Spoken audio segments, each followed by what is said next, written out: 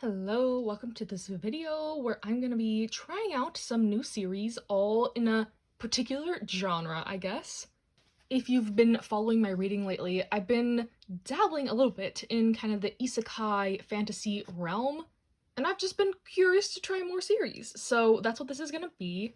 I know I normally do like volume 1 reading vlogs with just like a mishmash of stuff, but this is what I wanted to read right now, so this is what we're gonna do. But I have a couple series here.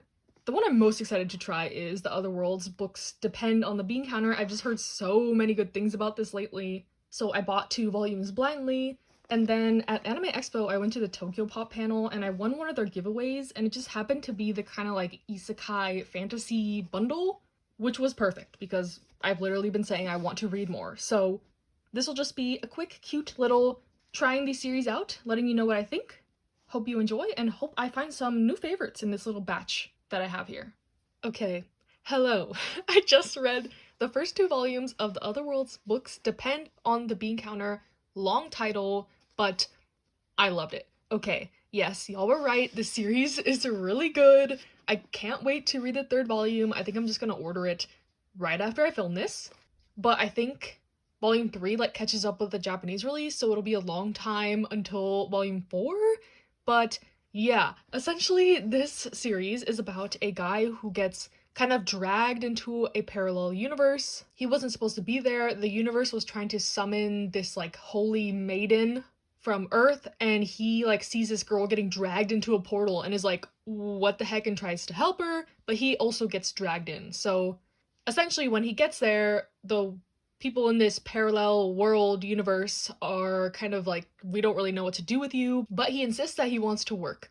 On Earth, he's like an accountant, he's part of the intense Japanese work culture, works day to night, overtime, no vacation, stuff like that. So that's all he really knows, and that's why he thinks it's normal to just want to work. So he ends up working in like the accounting department of this world, and quickly notices that things are kind of really relaxed in this world. People clock in when they're supposed to, clock out when they're supposed to, they take lots of breaks, they're just chilling. But he immediately notices like all the problems with their finances and stuff like that have slipped through the cracks. So he ends up taking it upon himself to kind of fix this world's financial problems, I guess. And along the way, he meets this knight who, I don't know if I want to spoil too much about their relationship, but let's just say I was not expecting some of the happenings and the dynamics in this. The end of volume 1 especially, I was really caught off guard, but it wasn't in a bad way, if you know what if you know what I mean. I'll just, it's a little bit spicy, a little bit steamy, which I don't like read a ton of, and I was just like caught off guard. But yeah, I guess I'll say that the trope here between the relationship is kind of like, we have to be together or one of us is gonna die. So there's like a sense of urgency in their relationship, and I don't know, I really like the dynamic. I want to learn more about the knight character, especially because his motives are a little bit like unclear as to why he's like doting so much on this guy. And yeah, I don't know, it's like the perfect blend of like fantasy, a little bit of comedy, romance, relatability, even though this is set in like a fantasy world. There's impending like conflicts and politics, and I think that's what I've been liking about these like isekai stories I've been reading. I finished The Savior's Book Cafe in Another World, and I'm reading Villains Are Destined to Die, and both of those have kind of like a mix of like, you know, romance, slice of lifey, fantasy, politics. Like that mix is really good, and I've really been enjoying it. So if anyone knows any more like things in this nature, let me know. But yeah, I don't know, I'm just like really curious about these characters. And it's funny because like certain things are like, is this just part of their culture? Like the accounting guy doesn't really know much about like the history of the world and the dynamics, and there seems to be like a class system, and they disagree about certain things due to like their upbringing and their like social status and stuff like that. And also their age. There is an age difference. They're both adults. He's 22 and he's 30. Age gaps don't bother me as long as they're both adults. But I don't know, it's just kind of funny. I like the dynamics. It's really interesting, and I'm excited to read more. Yeah, this volume left off on a cliffhanger. Kind of sad about it, kind of mad about it. Mad I didn't buy more. But as I'm still like, you know, kind of feeling my way into this kind of genre or subgenre. Is isekai like a subgenre of fantasy? I don't know. I didn't want to go all in, but I'm happy I at least got 2 volumes because yeah, this was really good. Highly recommend, I guess. But I will warn, there's like some spice, okay? In volume 1 at least. Non-explicit, but like implied. So yeah, just want to warn y'all because I wasn't expecting that because this is like rated teen, but you know, I'm not mad at it. That's all I'll say. And I'll be back once I read some more. Okay, hello. Now I have read the first volume of I was reincarnated as the villainess in an otome game, but the boys love me anyway! Exclamation point. And I thought this first volume was okay. The basic premise is this Japanese high school girl. She gets hit by a truck trying to save this little kid running across the road, and she is reincarnated into this otome game. And she doesn't realize this until I think she's about 10, and her memories from her previous life start coming back to her, and she realizes that she's like in the setting of a game she played in her past life. And upon this realization, she realizes that she was reincarnated as the villain in the story.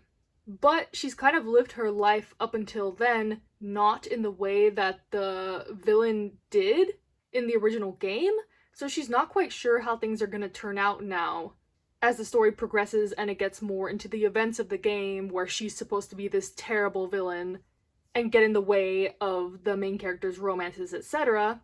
So yeah, I think the setup was fine. This first volume was just a little bit all over the place. Like, there was 3 kind of main chapters in this, and they all kind of featured different characters. And I'm hoping that this was just like the setup for everything that's to come. I'm willing to give it a couple more volume tries because I think the characters are interesting, the art is great. I'm a little bit more interested actually in the relationship between her and her maid, to be honest, than any of the other guy interests. They're kind of all on this first page here. And so far, like I said, the 3 chapters we've kind of focused on him, who's her fiance, the maid, and then this guy who we think is a girl in the beginning, but turns out it's him. And that was kind of just left unsaid, so maybe that'll be explained further later. But yeah, pretty much a decent setup volume. I'm interested to read more, but I wasn't like completely hooked from this first volume, even though I think it has potential, is all I'll say. Hello, it is about a week since I filmed that last clip. It's first thing in the morning, so I apologize if the lighting's a little bad, but I woke up and I decided I wanted to read the first volume of formerly The Fallen Daughter of the Duke, and I really enjoyed this first volume. At first, I was like, oh, I don't know if this is isekai, maybe it's just like a fantasy manga, but as you go through the volume, you kind of see where that aspect plays in. Basically, the story starts with this girl, she's the daughter of a duke, she's engaged to the prince of the kingdom, but in this world, you kind of have levels of magic that you find out when you're 15, and it turns out that she doesn't have as strong of magic as she was expected to. So this leads her to kind of being shunned by her family, and her sister ends up taking the role of the prince's fiance. So she decides to just pack up and leave, and in that process she meets the prince of a neighboring kingdom and gets kind of taken in by his group of friends. So yeah, I don't know, I really like this setup of her kind of like going into a new place and kind of starting fresh, but there's some mysteries involved with her true lineage. Like, her mother is supposedly from this other land, and that's where she was supposed to discover like how powerful her magic was, but she didn't, so it's kind of like, what is really going on here?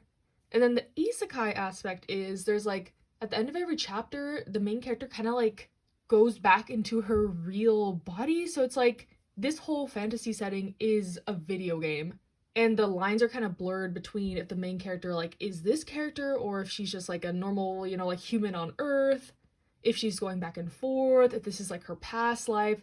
So that aspect hasn't been fully revealed yet, but I think it's interesting, and I'm really liking just like the plain like video game story part of it. So yeah, definitely intrigued. I think there's like 4 volumes of this out, so I'll definitely be buying more, and I'll be back once I read the last title in this little trying video that I decided to do. Okay, and for the last volume of this video, I have read Her Royal Highness Seems to Be Angry. And I enjoyed this one too. Honestly, I've enjoyed everything I've read in this video. I don't know if I'm surprised about that or not, but yeah, this was another hit in my opinion. This one's a little bit unique because It's about this princess. Her kingdom is like ravaged by war. She's a super powerful like sorcerer, and their kingdom is in what she thinks is a time of peace. She ends up getting married, but all of a sudden her kingdom is attacked and she ends up dying and wakes up in like a new body, new world, or so she thinks. But really, it turns out that it is just the future 1,000 years later. So she is completely like disoriented, is not familiar with like this modern stuff. But it's still a fantasy world. So it's like going from a fantasy to the future in another fantasy, but also she like still has her memories of the past, and it seems there's some forces at play that have been waiting for her to reincarnate, and this other guy seems to be like the reincarnation of her husband. So I don't know if this would really classify as like isekai. It's a reincarnation, fantasy to future. The girl she ends up reincarnating as is like kind of similar to the last story, the daughter of a duke, but she's like the villainess kind of too. Everyone hates her for some reason. It seems that the girl that she is now is very like stuck up, rude, entitled. But obviously, now that it's her in the body, people are already like surprised at how she's acting, like saying please and thank you, basic stuff like that. So, yeah, I'm intrigued by this, and I think I'll be buying more volumes of this too. So, in total, the conclusion of this video is that I found lots of great new series to try, to read. I recommend them all. I guess if I were to rank all of them, first would be the Otherworld's books Depend on the Bean Counter for sure. Really love this one. Then, formerly the fallen daughter of the Duke. Then, Her Royal Highness seems to be angry. And then, lastly, I was reincarnated as the villainess in an ultimate game, but the boys love me anyway! Exclamation point. But even this one was not bad. I actually will throw in a little like bonus clip at the end here, I guess. Let's do a little unboxing here at the end. Since it is like a week later from when I filmed those first clips, some of my orders have come in. This is from Barnes & Noble. I've never seen a package like this from them, but we'll see.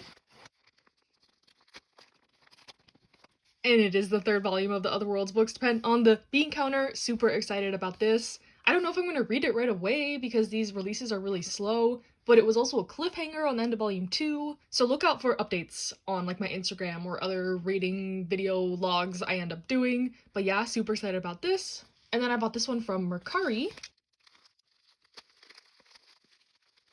I ended up getting volume 2 of I Was Reincarnated as the Villainess in an Otome game, but the boys love me anyway. I'm getting so tongue-tied by these titles. But yeah, I found a cheap copy of this. I think it was like $10, including shipping and everything. It's brand new. And this was one I was like willing to try another volume of. So yeah, I'll also update all my thoughts on this in the future. But yeah, in conclusion, I plan to buy more volumes of the other series also. This was a great little reading experiment. Let me know if you want me to do more like kind of, I guess, themed reading vlogs, maybe just like a certain genre or demographic or something like that. But yeah, stay safe, stay happy, stay healthy, and I'll see you in the next one.